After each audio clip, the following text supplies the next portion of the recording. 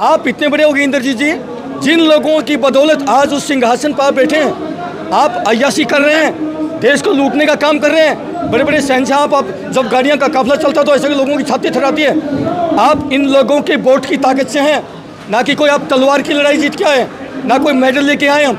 आप इन भोली भाली जनता के आप पर विश्वास करके आपको सिंहासन तक पहुंचा दिया और आप उन लोगों को मिलने का समय नहीं देते। आपका इतना अहंकार तो रावण का नहीं रहा तो आपकी तो इंद्रजीत जी आपकी औकात ही क्या है।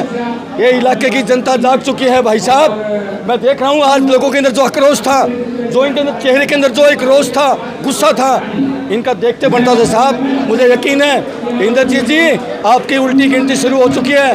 ये लोग नहीं बख्शेंगे आपको आने वाले चुनाव में। और मैं कहता हूँ यदि लोगों का खून और ज़मीर जिंदा होगा तो ऐसे व्यक्ति ने पुलिस से धक्के मारवा के उन बुजुर्गों को अपने घर से निकलवाया। ऐसे अपमान का बदला जनता को चुनाव में जरूर लेना चाहिए। अगर खून जिंदा है तो, अगर खून मर चुका है तो दलालों की कोई बात नहीं करता मैं। जिसके खून में नकलीपन है वो इनकी दलाली करेगा। और जो असली खून है, जो अपना स्वाभिमान जिंदा रखता है, ऐसे लोग ज़रूर हैं इस इलाके में। मर्दों की कमी नहीं है। दलाल तो चंद मुट्ठी भर पहले भी था अंग्रेज़ों के वक्त में, जो अंग्रेज़ों की गुलामी करते थे, लेकिन मर्द उस टाइम भी थे जो भगत सिंह, सुखदेव, राजगुरु, मंगल पांडे के रूप में उनके खिलाफ लड़ते थे। तो आज भी हैं, लोग जिंदा हैं। इन लोगों को चुनाव में ज़रूर इनका जो है इनका अंतिम संस्कार किया जाएगा। जी, अब तो ऑडियो भी वायरल हो चुके हैं। ऑडियो वायरल हो चुकी है, कॉल रिकॉर्डिंग आप देख लीजिए। जब ऑडियो तक वायरल हो चुकी है, जनता से किया हुआ वायदा उसकी ऑडियो के रूप में जनता के बीच में आ चुके हैं, तो इनकी कोई जुबान है क्या? अरे मैं कहता हूँ जिसकी जुबान नहीं वो अपने माँ बाप का ही नहीं हो सकता साहब। मर्द की जुबान होती है और दी हुई जुबान आदमी कभी नहीं हो सकता। तो उसको अपनी गर्दन जाए, अपनी जुबान नहीं जाने देता।